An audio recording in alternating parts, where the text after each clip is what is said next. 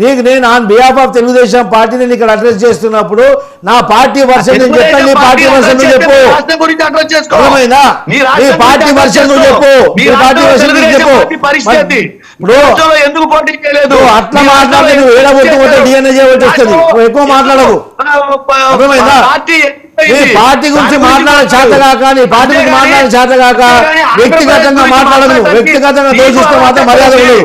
గుర్తుపెట్టుకో. అర్హత ఎక్కడుంది? నీకు అర్హత ఎక్కడుంది? ఆంధ్రప్రదేశ్ గురించి నీకేం అర్హతుందిరా? నీకేం అర్హతుంది చెప్పు. నీకేం అర్హతుంది? నీకేం అర్హతుంది? నీ పార్టీకి ఏం అర్హతుంది? నీ నాయకుడికి ఏం అర్హతుంది చెప్పు. తోసుకోవడమా? నాయకుడు ఆంధ్రప్రదేశ్ లోనే ఉంటున్నాడు. ఏడబుట్టావు ఏం సంగతి? మొత్తం డిఎన్ఏ చేస్తాం నీకు. ఏం మాట్లాడతావు? మా ఆంధ్రప్రదేశ్ లో పులివెందులో మా నాయకుడు ఓటు వేసి ఉన్నాడు. ఆంధ్రప్రదేశ్ లో మాకు నివాసం ఉంది. ఆంధ్రప్రదేశ్ లో నాయకుడు అయ్యకు పుట్టిందే ఇక్కడ వచ్చి నీ నాయకుడు అయ్య పుట్టిన బిడ్డనే రాజశేఖర బిడ్డ అని చెప్పేసి ఇక్కడ వరకు ఇక్కడ గురించింది కదా మొన్న దాకా. అప్పుడేం చేసినావు? కళ్ళని పెట్టుకున్నావు. మరి నీ నాయకుడు పుట్టలేదా షర్మిల? మరి అప్పుడేం బిగినావు? ఇప్పుడే పెద్ద మాట మాట్లాడుతున్నావు. తెలుగులో మాట్లాడాలా? వయసు వచ్చింది నెత్తి మీద. కానీ మీరు మాట్లాడండి. మీరు అర్థం లేకుండా మాట్లాడదు ఎప్పుడే. కానీ మీరు మాట్లాడండి. నేను అర్థంతోనే మాట్లాడుతున్నాను.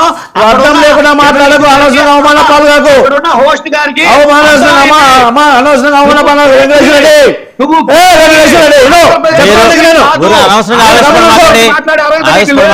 నువ్వు దొంగవి. మీరు సబ్జెక్ట్లోకి రండి.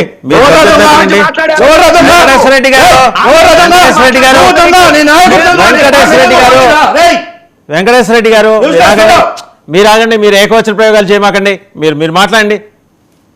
వయసు వచ్చింది తెలుగు మీరు మాట్లాడండి. 2 తెలుగు రాష్ట్రాలకు సంబంధించి నిన్న జరిగిన పోలింగ్ మీద మాట్లాడండి. మాట్లాడే మధ్యలాగా రావద్దని చెప్పండి సార్. ఆయన రారు, మీరు మాట్లాడండి.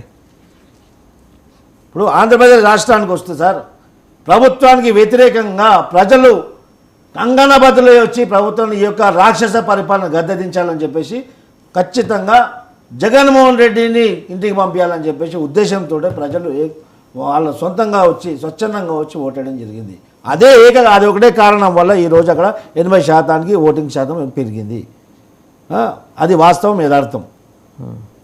ఇంకా ఇతర రాష్ట్రాల్లో, తెలుగు రాష్ట్రాలలో, తెలంగాణలోకి వస్తే కూడా తెలంగాణలో MP elections only MP elections ఉన్నాయి కాబట్టి అసెంబ్లీకి సంబంధం లేదు కాబట్టి ఓటింగ్ శాతం అనేది. లక్ష్మణ్ గారు ఒక మాట అన్నారు తెలంగాణకు సంబంధించి.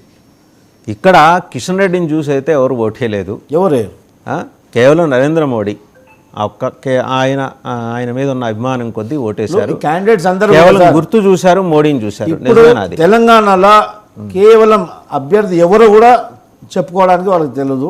అభ్యర్థి ఫేస్ వాల్యూ కూడా లేనటువంటి అభ్యర్థులు ఒకరిద్దరు తప్ప. అప్పుడు ఆడ ధర్మపురి అరవింద్ ఆ పసుపు బోర్డు తెచ్చాడు, అక్కడ కొంచెం ధర్మపురి అరవింద్, ఇంకో ఒకరిద్దరు బండి సంజయ్ లాంటి వాళ్ళు తప్ప మిగతా కిషన్ రెడ్డి ఇంత సుదీర్ఘ రాజకీయ అనుభవం ఉన్నప్పటికీ కూడా కిషన్ రెడ్డి మీద ఉన్నటువంటి వ్యతిరేకత ప్రజలను కాకుండా సొంత పార్టీ కార్యకర్తల్లో, సొంత పార్టీ వ్యక్తులలో కూడా కిషన్ రెడ్డి పైన వ్యతిరేకత ఉంది. కిషన్ రెడ్డిని వ్యతిరేకించిన నాయకులు, కార్యకర్తలు ఉన్నారు ఈ బీజేపీలోనే. బీజేపీలో ఒక బలవంతంగా నాయకత్వం మార్పిడి జరిగినందువల్ల ఈరోజు అధికార మార్పిడి జరిగింది. యాక్చువల్లీ బీజేపీ ఉండాల్సినటువంటి అధికారంలో బీజేపీ ఉండాల్సిన తెలుగుదేశం పార్టీ ఇక్కడ తెలంగాణలో ఏం జరిగిందంటే ఎన్నికల ముందు, అసెంబ్లీ ఎన్నికల ముందు బీజేపీ యొక్క వైఖరి, రాష్ట్ర నాయకత్వం మార్పిడి, అది కాకుండా కవిత అరెస్ట్ డిలే, అంతా ఏమైపోయిందంటే బీజేపీ ప్రో బీఆర్ఎస్ ఉందన్నట్టు ఒక అపోహ క్రియేట్ అయింది. దానివల్ల ఈ యొక్క ఆల్టర్నేటివ్ ఎవరు లేనందువల్ల కాంగ్రెస్ పార్టీ గత్యంతరం లేక కాంగ్రెస్ పార్టీకి వచ్చింది. బై ఫ్లూక్ కాంగ్రెస్ పార్టీ అధికారంలోకి వచ్చింది. అధికారంలోకి వచ్చినటువంటి 5 నెలల్లోనే కాంగ్రెస్ పార్టీ వ్యతిరేకతను ఎదుర్కొంటుంది. ఈరోజు వాళ్ళు ఇచ్చినటువంటి హామీలు ఏది ఆ బస్సు, ఫ్రీ బస్సు తప్ప, ఆ ఫ్రీ బస్సు వల్ల కూడా అనేక ఇబ్బందులు ఎదుర్కొంటున్నారు. ఫ్రీ బస్సు తప్ప ఇంకా మిగతా హామీలన్నీ కూడా వారు ఆచరణ సాధ్యం కానటువంటి పరిస్థితి. రైతు బంధు కానివ్వండి, రైతు రుణమాఫీ కానివ్వండి, ఈ యొక్క కరెంటు కానివ్వండి, 500 రూపాయల సిలిండర్ 500 రూపాయల సిలిండర్ ఇస్తా అని చెప్పారు. కేవలం బిలో పోవర్టీ లైన్ వాళ్ళకి ఇస్తాను కూడా అలా మేనిఫెస్టో చెప్పలేదు. సో దాంట్లో మేనిఫెస్టోలోనే ప్రజలను మోసగించడం జరిగింది కాంగ్రెస్ పార్టీ. ఇది అందరూ గమనించారు. ఇప్పుడు వచ్చేసి నరేంద్ర మోదీ గారిని ఏం చేశారని చెప్పేసి రిజర్వేషన్ తీసేస్తారని చెప్పేసి దుష్ప్రచారం చేయడము, వారిపైన కేసులు పెట్టడము కాంగ్రెస్ పార్టీ ప్రజల్లో ఒక అపహాస్పాలైంది. దానివల్ల కాంగ్రెస్ పార్టీకి ఓటింగ్ శాతం కాంగ్రెస్ పార్టీకి మ్యాండేట్ ఇస్తారని చెప్పేసి, ఇక్కడ క్యాండిడేట్ గెలిపిస్తారని చెప్పేసి తెలంగాణ ప్రజలు మాత్రం అనుకోరు. ఖచ్చితంగా బీజేపీకి అప్పర్ హ్యాండ్ ఉంటుంది. ఆ తర్వాత ఈ యొక్క కేసీఆర్ గారు ఎన్నికల ముందు ఒక టీవీ ఇంటర్వ్యూ వల్ల కొద్దిగా సంవాట్ కంబ్యాక్ అయినట్టు కొద్దిగా బీఆర్ఎస్ పార్టీ లైమ్లైట్లోకి వచ్చినట్టు కొద్దిగా కనిపిస్తుంది. అంతే తప్పక పెద్దగా చెప్పుకోవాల్సినటువంటి ప్రభావం మార్పులు మాత్రం తెలంగాణలో ఏం లేవు. ముఖ్యంగా ఒక నియోజకవర్గం, హైదరాబాద్ నియోజకవర్గం ఈరోజు దేశవ్యాప్తంగా ఒక హాట్ టాపిక్గా మారింది. ఏ విధంగా అంటే గతంలో 5 లక్షల బోగస్ ఓటింగ్స్ అక్కడ ఉన్నాయని చెప్పేసి నేను కూడా అక్కడ ఇంతకుముందు మా ఎన్నికల కమిషన్ కానివ్వండి, కోర్టులకు కానీ కేసులు వేయడం జరిగింది. 5 లక్షల ఓటింగ్ అది తొలగించకపోవడం వల్ల, అదే కాకుండా ఈ యొక్క మైనర్లను తీసుకొచ్చి ఓటింగ్ వేయడం అదొకటి.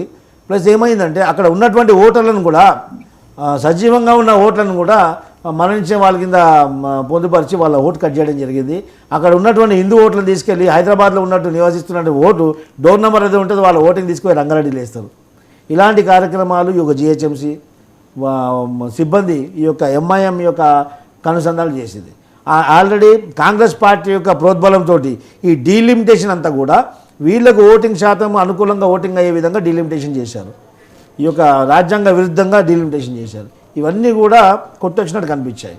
అదే కాకుండా ఈ బోకస్ ఓటింగ్ని కానివ్వండి, ఈ యొక్క నకాబ్ తీసి ఒక ఐడెంటిఫై చేసి వాళ్ళకు ఓటర్ దగ్గర పోలింగ్ బూత్లో పంపించే ఒక ప్రక్రియలో బీజేపీ క్యాండిడేట్ మాధవీలతపై కూడా ఎఫ్ఐఆర్ నమోదు చేయడం జరిగింది. ఇంకోటి ఈ పోలింగ్ కేంద్రాల దగ్గర 144 సెక్షన్ ఉంటుంది.